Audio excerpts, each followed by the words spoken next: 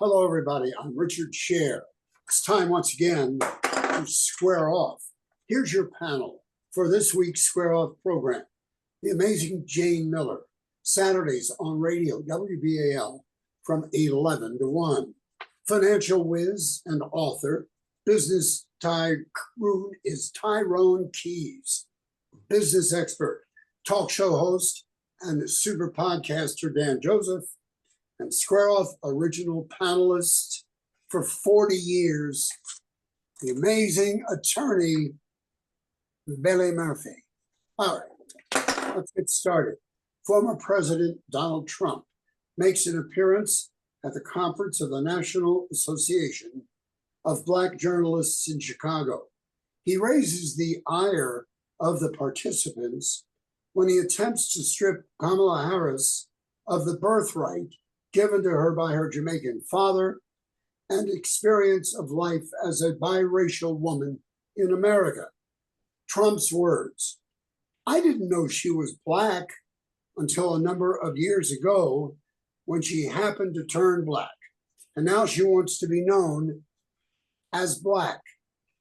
Tyrone, how do you react to this? She ain't Black, okay? Kamala Harris took the oath of office to become a senator. By the way, that was administered by Joe Biden, Vice President Joe Biden. And she was welcomed into the Senate as the first female of Indian descent to be in the U.S. Senate. Sacramento Bee, New York Times, they all profiled that. She never means she's not Black. Hold on for a second, Jayne. Then you've got Kamala Harris all over television telling different resource groups, Soldiers of Finance channel on YouTube, we just profiled the entire thing, where she is repeatedly referring to herself as Indian. No one else, she's doing it herself. And last, I'm tired of white liberalism defining what is and what is not Black, okay? I think I know. And there is a such thing as foundationally Black. Kamala Harris is pantomiming for the Black vote. And I'm going to tell you something. The Black constituency is tired of it. All right, Jayne, what do you want to say, my friend? Look, white liberalism, it's Trump that's defining her. I mean, it's certainly not a white liberal, she but wasn't there's Black. no, You look, just I'll told tell me you, she was there's Black. an interesting piece. There was an interesting piece in the New York Times this week about how throughout history, white America has defined what people are, created racial categories, and then put people in them, okay? I mean, Kamala Harris grew up with a Black father and this Indian descent mother, no question about it. But she has also identified herself as Black throughout her life. You can read many profiles of her. You can watch when she was a child. CNN. They did an entire and by the way, what is the point? They did an entire profile on Tyrone, what's the point? And they emphasized her Indian heritage. Okay, and she's also has a Black heritage. So what is the point of this? What's the point? You're asking me. I'm asking you. Harris what campaign. Is the point of arguing about one's racial identity? This is Trump's I'll answer that question. He did this with Obama. He did this in the early 90s with Native Americans. Why is the Harris campaign emphasizing that she's Black? Why are they doing that? Okay. Why are they bringing out rappers? Okay, can I say something, that's Tyrone? a substitute for an agenda. Tyrone, stop. Okay, Billy. Are you ready? All right, this is a stupid argument about a stupid construct called race. The construct was invented to oppress us as subhuman beings. And here we are stupidly arguing whether or not somebody belongs in this stupid construct called race. Now, if she is in that construct, you better be faithful to the definition that white folks have put out about Black folks since the beginning. Any identifiable African blood in America has always indicated that you are Black. Now, unfortunately, we have been classified because the whole classification scheme is aimed at showing that we are subhuman, inferior to whites. And so it's inherently stupid to let somebody who's a race baiter to begin with and a racist to cause us to be arguing over this stupid concept that has nothing to do with the qualifications to be president of the United States and is aimed at dividing us. And so, Tyrone, you can step into this all you want. Okay, fine. Why but you have no business. You have no business telling black somebody what their racial identity is, especially if they have a black father. That's bizarre. Why is Kamala Harris making it an issue? Because she's multinational. Identifying as Come black. on. It's a stupid argument. She's multinational. So she has an Indian heritage. She's not saying she doesn't have to suppress that. Excuse me. She has an Indian heritage. She doesn't have to suppress that. She has a black heritage. She doesn't have to suppress that. And like you, she also has white blood. Like we all do. 90% of black people in America do. Of the African American community has white blood. Hey, and so this is a no one. Wait a minute. No one is answering by this question. A stupid man. Wait a minute. Who was Billy, a liar. Why he is it Billy? Everything about. I'm not finished. He misstated everything about her background, and you're falling into the stupid trap. No, I am asking you a specific question. Why is Kamala Harris? Let me ask this question. Why is Kamala Harris making race an issue by now identifying as black? This is her website. Go on it. Check it out. Not one agenda item, but she's bringing rappers to Atlanta. It's called ignoring the arc of her entire life, Tyrone. Like Trump, you haven't bothered to familiarize yourself with the fact that she's an AKA. And I don't she give went a to damn Howard what University, and she is being embraced by black women all over the country. And what does that mean for kitchen table items? What does that mean for inflation?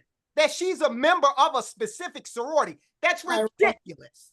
Tyrone. I'm sorry, Tyrone. You're losing this one, brother, badly. I'm losing it because I'm arguing on badly. behalf of the American people with 20% inflation in the black women. Tell black women. You're telling me about a damn sorority? You got a lot of nerve because you are telling black women that the woman they have just embraced for, hold on, the women that they have just embraced as president of the United States, near unanimity, excited about it, is not black. So what?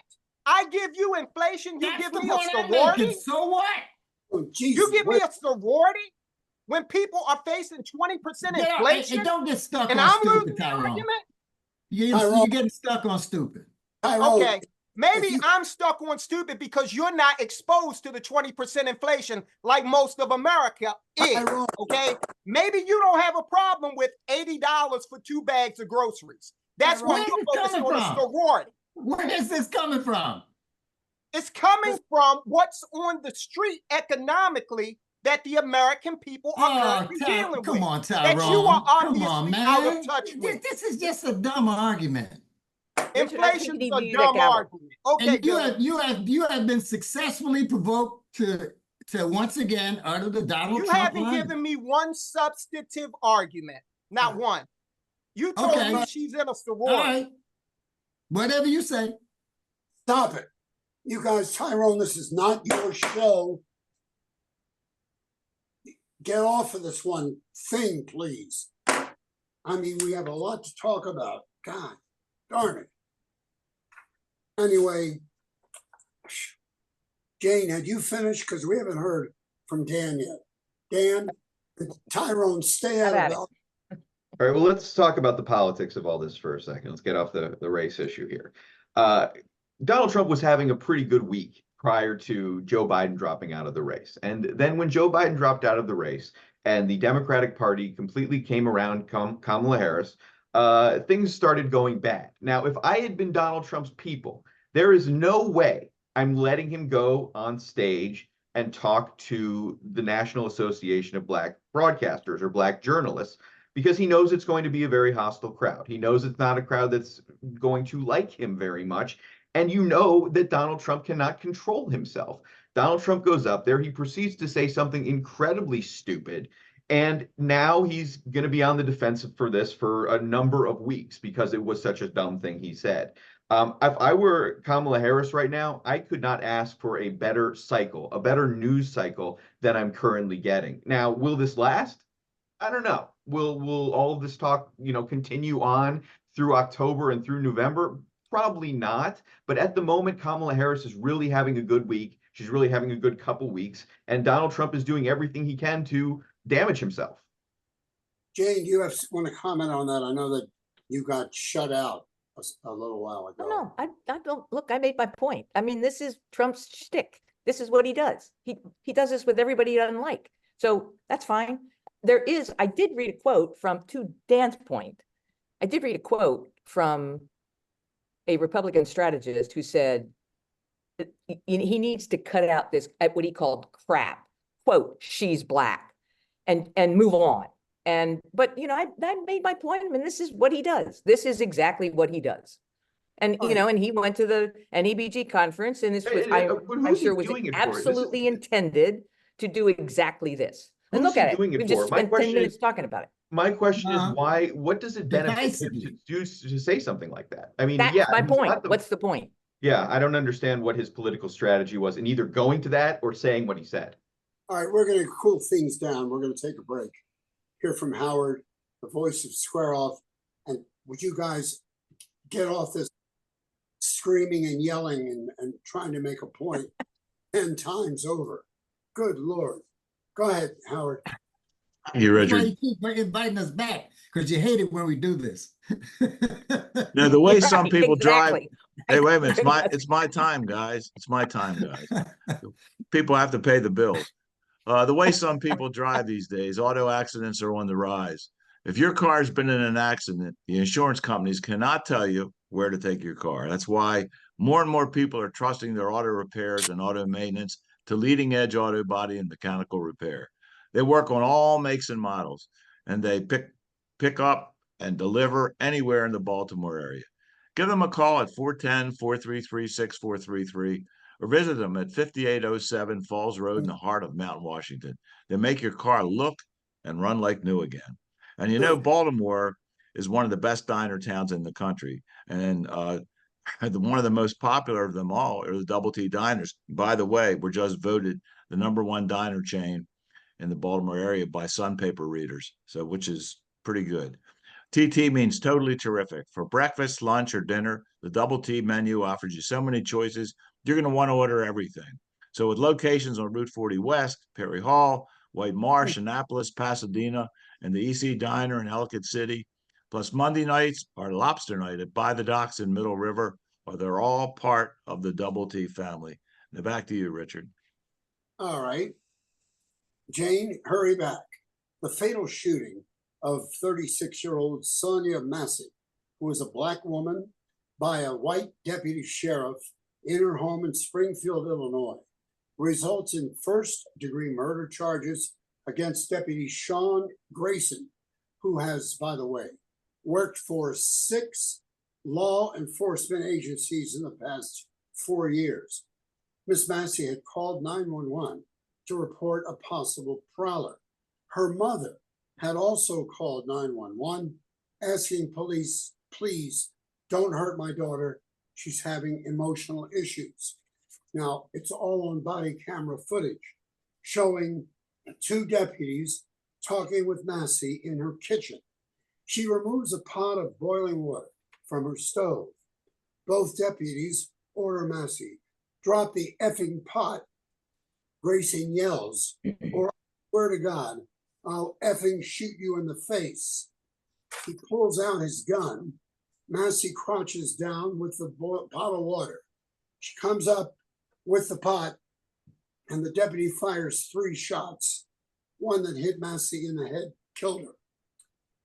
He says that Massey was coming at him with the pot of hot water, and that's why he shot her.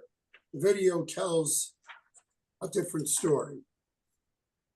I have some stats on blacks and police shootings, but somebody, Billy, react to this terrible, terrible situation. Well, if these facts are true and there's a video camera to back them up, It looks like a strong case of first-degree murder, first of all. First-degree murder is the intent to kill somebody without mitigation of any kind, without excuse or justification. And that certainly sounds like what happened here. It also sounds like what happened in the Royal Farm case that we handled. Same thing, but a black security guard instead of a white cop. Two comments. We have a problem with policing, period. And thank God for video cameras, because he would have lied his way out of this and there wouldn't have been any recourse for the community to bring him to justice. So I think this is a pretty straightforward case where not only is there going to be justice on the criminal side, but I think it's an easy enough case that there's going to be a big settlement against the Chicago Police Department. All right. Yet again, reminding us all that we're not safe around the police. We're just not. Well, yeah, these officers showed up, and if you watch the entire tape, it's like they showed up with attitude from the start. She called about the prowler. They knocked at her door, and you're under no obligation to answer the door just because, you checked it out. You didn't find anything. Okay, fine. But there was attitude from the very beginning. And then after the one cop shot her, the other says, let me go get my med kit. And to compound the shooter's callousness, he says, no, don't worry about it. She's dead. And I'm like, you're a cop. You can't really make that determination. Offer some assistance. But that was his attitude. There is some speculation from his body cam, the shooter's body cam, that she, like Richard said in his description, she came up with the pot. But, when you have declared that you're going to shoot me in the effing face, okay, and then you come toward me to do just that with your gun out, people usually do this, some defensive measure when they're about to be hurt, even if it's futile. I got that impression from her. But this is just absolutely egregious. And, I hope that he never sees the light of day again. It's not going to bring her back, but it's tragedy. And we'll get to Dan in a moment. And Jayne, Massey family attorney Benjamin Crump says, quote, "This is the worst police shooting video I've ever seen. I mean, it is so senseless. And the video is disturbing, but the audio, as Tyrone was referring to, is equally as disturbing." Mm-hmm. Crump goes on, quote, "She needed a helping hand, not a bullet in the head." Dan. Yeah, I mean, this is a terrible incident. You hate to see this happen. You hate to see cops take advantage of their position like this and do crazy things. This guy, obviously, as Tyrone said, he was at 6 different police departments. We don't know the background of this. We don't know what the motivation of this was.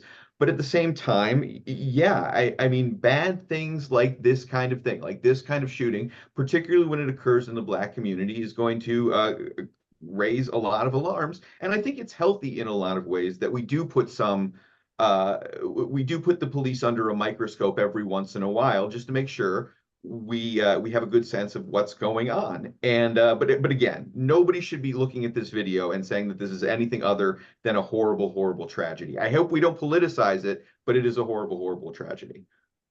Now, Massey, we'll get to you, Jayne. Massey is one of a number of Black women who've been killed by police in their own homes in recent years, including Breonna Taylor and Tatiana Jefferson. Ben Crump saying, "Until we get justice for Sonia Massey, we rebuke this discriminatory criminal justice system," he said, "in the name of Jesus." Jayne? Talk about politicized. I mean, this has come up, this shooting in particular. In fact, it came up at the NABJ conference. It was one of the questions asked of Trump, because Trump has said he wants to give immunity to police officers from prosecution. So this does become part of a campaign and the campaign and deciding among, you know, which candidate you're going to vote for. He has said that. He said it in this campaign, and it came up this week. And obviously, in this case, the officer has been charged with aggravated murder, but it does, you know, become part of, you know, the whole political landscape for this particular election because of Trump's position. Well, Trump is, again, painted himself into another corner, overgeneralizing that he's going to absolve any police officer of anything. And that's a stupid position to take. But the Supreme Court just took that position as to Trump himself, giving him blanket immunity to commit crimes while president of the United States. There's such a narrow exception that it threatens his conviction in New York.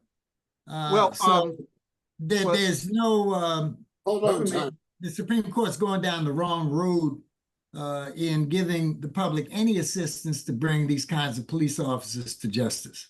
Dan. Well, Dan, so much for not politicizing it. The other thing I wanted to bring up, though, was the contrast between the attitude of the officers and Sonia Massey. If you watch that video, she even says to them at one point when they're about to leave, she says, "I love you." Okay, she's very, I'm like, how do you get threatening in any way out of this individual? Then she shows no resistance. Even when they say, "Hey, can we come in?" It's like, what the hell do you want to come in the house for? You said there's no prowler. They ask her for her ID in her house. Okay, they go all through her house. The whole while she's like, "Yes, sir." Soft-spoken, never raises her voice. So the contrast between the two attitudes is very telling as well.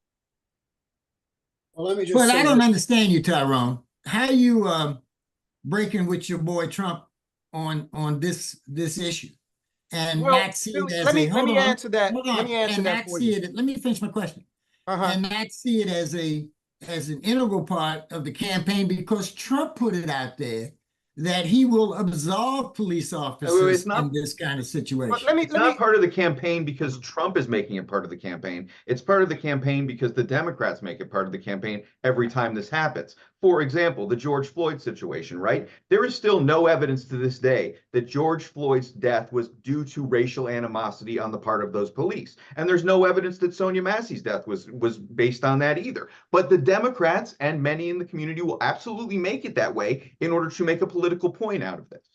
Wait a minute. The guy got convicted of murder. Let me answer your question. He got convicted by a multiracial jury. True or false? Derek Chauvin had anything, there was anything to do with race in the George Floyd situation. Where's the evidence? Just a minute. A multiracial jury found him guilty as charged. That's not the question here. Really? The question is, what did it have to do with the race of George Floyd? Look, Trump injected this issue into his campaign by voluntarily saying what he would do with police shootings.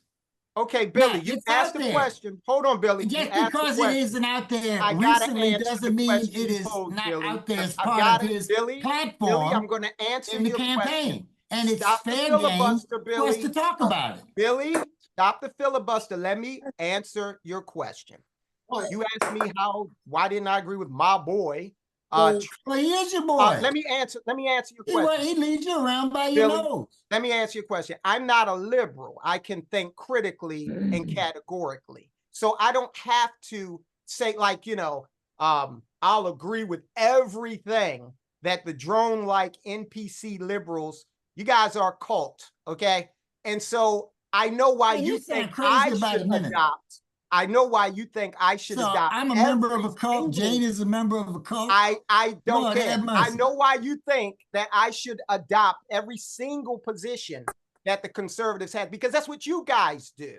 Okay. But I critically think and categorize. I don't agree with Joe Biden and what on his approach to the Joe Biden's irrelevant.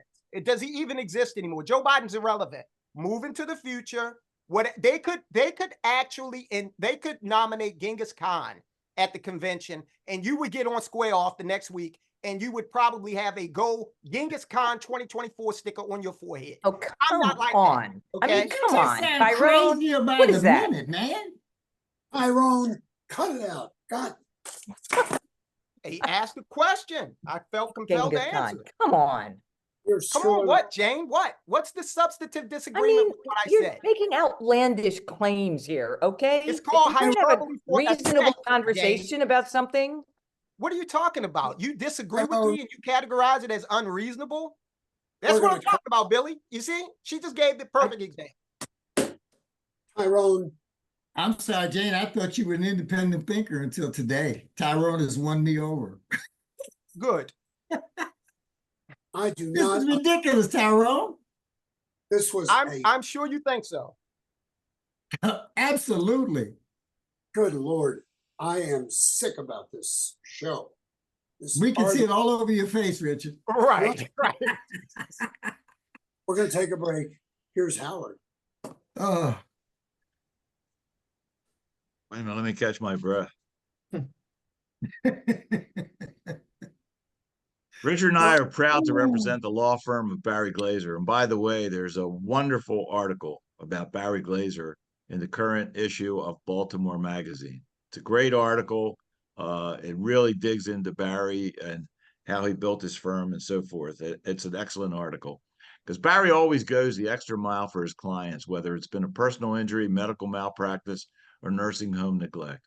Barry and his staff, that includes an in-house doctor and nurse, make no apologies for getting top dollar from the insurance companies. His clients are his best advertising. So next time you need a lawyer, give Barry Glazer a call at 410-547-8568. He gets results. Tell him Richard Sher sent you. For There we go. special occasions, group get-togethers, or just date night, Pappas Restaurant and Sports Bars belong on the top of your list. Enjoy their award-winning crab cake, or as Richard calls it, the fab cake, and a great selection of steaks, seafood, and other mouth-watering treats. Pappas is Oprah's favorite, and they ship their crab cakes all over the country. So with 4 locations, including their newest sports bar and restaurant in Bel Air, Pappas' food, service, and atmosphere is second to none. Now, back to you guys. You know, when we were on television instead of online, I could reach out and grab Jayne's arm or grab Tyrone's arm. Here on Zoom, it's almost impossible to control you people. you can So- mute us. Jayne, say something. I You suggest can. You're the admin, you can mute us. anyway, I don't get it. But anyway, let's welcome home 3 former prisoners, U.S. Marine Paul Whelan, Wall Street reporter Evan Gershkovich, and Russian-American journalist Asu Kumashaya. 16 people swapped for 8 Russian prisoners in the biggest exchange since the Cold War. What's your reaction to this good news, Jayne? No question. I mean, this was, and it's an historic prisoner swap. And, I thought, look, you can say what you want about Joe Biden, all right? But, I mean, he's still president and, and they have worked on this for a long time. And, this was an achievement. But the other thing he did yesterday, if you saw, was kind of in the course of his remarks, stopped and sang happy birthday to the 13-year-old daughter of one of them. And I mean, it's just, the guy's a decent man. I don't, you can say whatever you want, but no question, those folks are now back. And, there are others that also are in bad situations. So, but it's definitely historic, no question about it. Dan, what do you think? I think this is a great moment. I give Joe Biden full credit for this. And here's the thing that it really shows me. Every time one of these prisoner swaps happen, particularly with Russia, it shows you the greatness of America. It shows you how our attitude differs from the rest of the world. The Russians Putin, they have no compunction about this. They will take these political prisoners, they will take these journalists, they'll throw them in horrible conditions just so they get some political benefit out of it.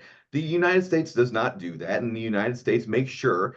I mean, we can't always leave no man behind, but we do our very best not to leave a person in a terrible condition, jail, prison, because of what they do as a journalist or what they do as politically. So I'm proud of the United States here, and I'm proud of Joe Biden for getting this done.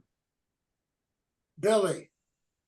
I agree with everything that's been spoken. I think this is a profound, multi-leveled, 7-country negotiated settlement that took months, maybe over a year to accomplish. It took patience, it took determination, it took courage, it took negotiating skills like mad, and it took a long time to bring this to fruition. To take a Dan's point, one of the people that Putin wanted back was a cold-blooded killer. I've never seen us trade for someone who was a cold-blooded killer to come back unless it's to go to justice and be in jail, ultimately in some U.S. prison. So yes, this does show the contrast between us and other countries. And that's why I detest Donald Trump, because he'll take us down in a different divisive direction. And I wouldn't expect these kinds of decent American stories to come from him. Tyrone, what is your opinion about this? That was a provocation, Tyrone. Say again, Billy. That was a provocation, Tyrone. No, guys are running out. I pretty much agree with everything that has been said. I mean, hey, you know, it would have been quite a coup for Biden if he were running again, because Billy's right. It did take this. This was not an overnight process. You can best believe that, because the one thing that I don't think a lot of people are aware of is that some of these people were not being held in the U.S. You know, Germany had one in particular, for example. So definitely took a Herculean amount of coordination. I wasn't going to do this, but Billy introduced it. He opened the door. I do agree with Biden being a decent man. He worked with Strom Thurmond, no less, to resegregate the public school system. So I do disagree with that. It's public record. I mean, hey. I'm just laughing because my provocation worked. Yes, very well.